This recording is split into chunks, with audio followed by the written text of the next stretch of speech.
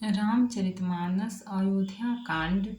विषय दशरथ कैकेयी संवाद। और दशरथ शोक सुमंत्र का महल में जाना और वहां से लौटकर श्री राम जी को महल में भेजना।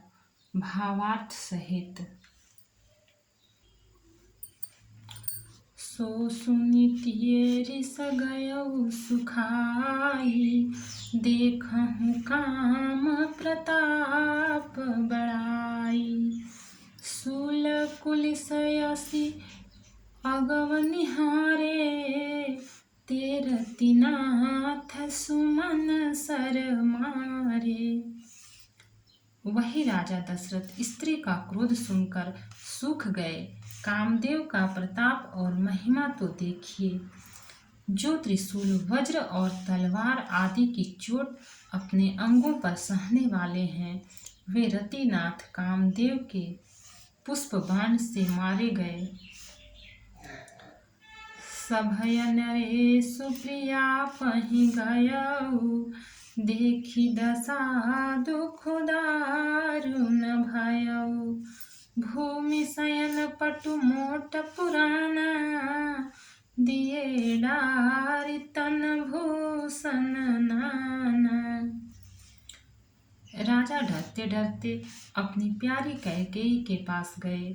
उसकी दशा देखकर उन्हें बड़ा ही दुख हुआ। कैकेयी जमीन पर पड़ी है, पुराना मोटा कपड़ा पहने हुए है, शरीर के नाना आभूषणों को उतार कर फेंक दिया है। कुमति कसी कुबेसता फाबी, अन अहिवा तु सूच जनु भावी। जाई निकट नृपु कह मृदु बानी, प्राण प्रिया के ही हे तुरिसानी। उस दुर्बुद्धि कैकेयी को यह कुवेशता बुरा वेश कैसी भव रही है, मानो भाभी विधवापन की सूचना दे रही हो। राजा उसके पास जाकर कोमल वाणी से बोले, हे प्राण प्रिय, किस लिए रिसाई रूठी हो। छंद। केहि हे तुरानी रिसानी, परसत पानी पति निवारई। मानहु सरोस भुअंग भामिनी, विषम भाति निहारई। दो बासना रसना दसन बर मर्म, ठाहरु देखई। तुलसी नृपति भवता व्यथा बस, काम कौतुक लेखई। हे रानी, किस लिए रूठी हो। यह कहकर राजा उसे हाथ से स्पर्श करते हैं तो वह उनके हाथ को झटक कर हटा देती है और ऐसे देखती है मानो क्रोध में भरी हुई नागिन क्रूर दृष्टि से देख रही हो। दोनों वरदानों की वासनाएं उस नागिन की दो जीभें हैं और दोनों वरदान दांत हैं। वह काटने के लिए मर्म स्थान देख रही है। तुलसीदास जी कहते हैं कि राजा दशरथ होनहार के वश में होकर इसे इस प्रकार हाथ झटकने और नागिन की भांति देखने को कामदेव की क्रीड़ा ही समझ रहे हैं। सो बार बार कहराऊ, सुमुखी सुलोचनी पिक बचनी। कारण मोहि सुनाऊ, गजगामिनी निज कोप कर। राजा बार बार कह रहे हैं, हे सुमुखी, हे सुलोचनी, हे कोकिलवैनी, हे गजगामिनी, मुझे अपने क्रोध का कारण तो सुना। अनहित तोर प्रिया के किन्हा, केहि दुई सिर केहि जमु चहलीन्हा। कहु केहि रम कहि करौ नरेशु, कहु केहि नृपहि निकासौ देशु। हे प्रिय, किसने तेरा अनिष्ट किया, किसने किसके दो सिर हैं? यमराज किसको लेना अपने लोग को ले जाना चाहते हैं? कह, किस कंगाल को राजा कर दूं या किस राजा को देश से निकाल दूं? सकऊं तोर हरि अमरऊ मारी, काह कीट बपुरे नर नारी। जानसी मोर सुभाव बरोरु, मनु तव आनन चंद चकोरु। तेरा शत्रु अमर देवता भी हो तो मैं उसे भी मार सकता हूँ। बेचारे कीड़े मकोड़े सरीखे नर नारी तो चीज ही क्या है। हे सुंदरी, तू तो मेरा स्वभाव जानती ही है कि मेरा मन सदा तेरे मुख रूपी चंद्रमा का चकोर है। प्रिया प्राण सुत सर्वसु मोरे, परिजन प्रजा सकल बस तोरे। जौ कछु कहूँ कपट करि तोहि, भामिनी राम सपथ सत मोहि। हे प्रिय, मेरी प्रजा कुटुंबी सर्वस्व संपत्ति पुत्र यहाँ तक कि मेरे प्राण भी, ये सब तेरे वश में अधीन है। यदि मैं तुझसे कुछ कपट करके कहता हूँ तो हे भामिनी, मुझे 100 बार राम की सौगंध है। बिहसी मांगु मन भावती बाता, भूषण सजहि मनोहर गाता। घरी कुघरी समुझी जे देखूं, बेगी प्रिया परिहरहि कुबेसु। तू हंसकर प्रसन्नता पूर्वक अपनी मनचाही बात मांग ले और अपने मनोहर अंगों को आभूषणों से सजा। मौका बेमौका तो मन में विचार कर देख। हे प्रिय, जल्दी इस बुरे वेश को त्याग दे। दोहा। यह सुनि मन गुनि सपथ बड़ी, बिहसी उठी मति मंद। भूषण सजति बिलोकि मृगु, मनहु किराति निफंद। यह सुनकर और मन में राम जी की बड़ी सौगंध को विचार कर मंद बुद्धि कैकेयी हंसती हुई उठी और गहने पहनने लगी, मानो कोई भीलनी मृग को देखकर फंदा तैयार कर रही हो।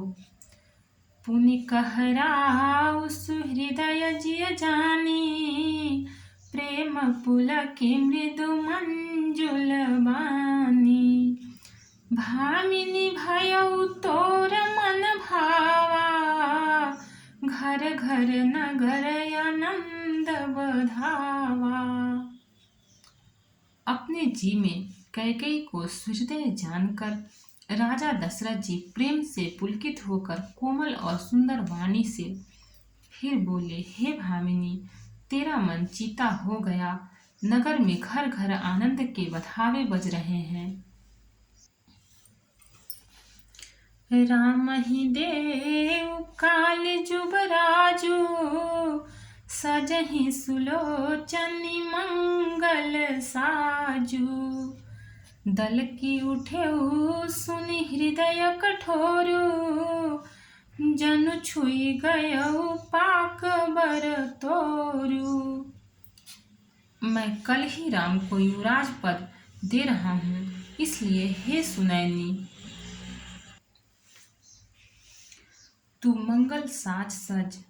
यह सुनते ही उसका कठोर हृदय दलक उठा, फटने लगा, मानो पकड़ा हुआ बाल तोड़ फोड़ा हुआ फोड़ा छू गया हो। ऐसे पीर बिहसिते ही गोई, चोर नारी जिमि प्रगति न रोई। लखहि न भूप कपट चतुराई, कोटि कुटिल मनि गुरु पढ़ाई। ऐसी भारी पीड़ा को भी उसने हंसकर छिपा लिया, जैसे चोर की स्त्री प्रकट होकर नहीं रोती जिसमें उसका भेद न खुल जाए।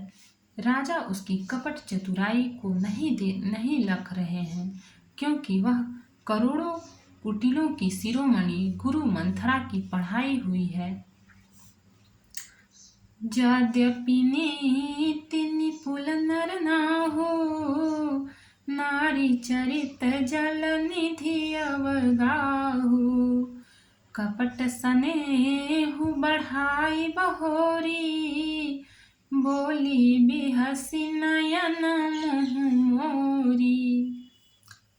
यद्यपि राजा नीति में निपुण है, परंतु त्रिया चरित्र अथाह समुद्र है। फिर वह कपट युक्त प्रेम बढ़ाकर, ऊपर से प्रेम दिखाकर, नेत्र और मुंह मोड़कर हंसती हुई बोली। दोहा। मांगू मांगू पै कहूँ पिए, कबहु न देहु न लेहूँ। देन कहेहूँ वरदान दुई, तेउ पावत संदेहु। हे प्रियतम, आप मांग मांग तो कहा करते हैं, पर देते लेते कभी कुछ भी नहीं। आपने 2 वरदान देने को कहा था, उनके भी मिलने में संदेह है। जाने मरम राउ हंसी कहई, तुम है कुहाब परम प्रिय हई। थाती राखी न मांगी हूँ काऊ, बिसरी गयऊ मोहि भोर सुभाऊ। राजा ने हंसकर कहा कि अब मैं तुम्हारा मर्म मतलब समझा। मान करना तुम्हें परम प्रिय है। तुमने उन वरों की थाती धरोहर रखकर फिर कभी मांगा ही नहीं, और मेरा भूलने का स्वभाव होने से मुझे भी वह प्रसंग याद नहीं रहा।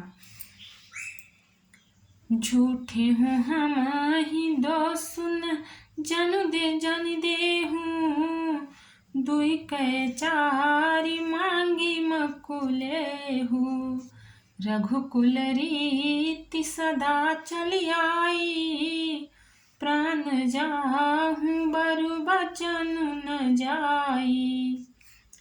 मुझे झूठ मूठ दोष मत दो, चाहे दो के बदले 4 मांग लो। रघुकुल में सदा से यही रीति चली आई है कि प्राण भले ही चले जाएं, पर वचन नहीं जाता। नहीं सत्य समपातक पुंजा, गिरि सम होहि कि कोटिक गुंजा। सत्य मूल सब सुकृत सुहाए, वेद पुराण विदित मनु गाए। असत्य के समान पापों का समूह भी नहीं है। क्या करोड़ों घुंघचियां मिलकर भी कहीं पहाड़ के समान हो सकती हैं? सत्य ही समस्त उत्तम सुकृतों पुण्यों की जड़ है। यह बात वेद पुराणों में प्रसिद्ध है, और मनु जी ने भी यही कहा है। तेहि पर राम शपथ करियाई, सुकृत स्नेह अवधि रघुराई। बात दृढ़ाई कुमति हंसी बोली, कुमत कुबिहग कुलह जनु खोली। उस पर मेरे द्वारा श्री राम जी की शपथ करने में आ गई। मुंह से निकल पड़ी, श्री रघुनाथ जी मेरे सुकृत पुण्य और स्नेह की सीमा है। इस प्रकार बात पक्की करा के दुर्बुद्धि कह गई हंसकर बोली, मानो उसने कुमत बुरे विचार रूपी दुष्ट पक्षी बाज को छोड़ने के लिए उसकी कुलही आंखों पर की टोपी खोल दी। दोहा। भूप मनोरथ सुभग बन, सुख सुविहंग समाजु भीलनी जिमी छाड़न चाहती बचनु भयंकर बाजू। राजा का मनोरथ सुंदर वन है, सुख सुंदर पक्षियों का समुदाय है। उस पर भीलनी की तरह कैकेयी अपना वचन रूपी भयंकर बाज छोड़ना चाहती है। मास पारायण 13वां विश्राम। भक्त और भगवान की जय। चैनल को लाइक सब्सक्राइब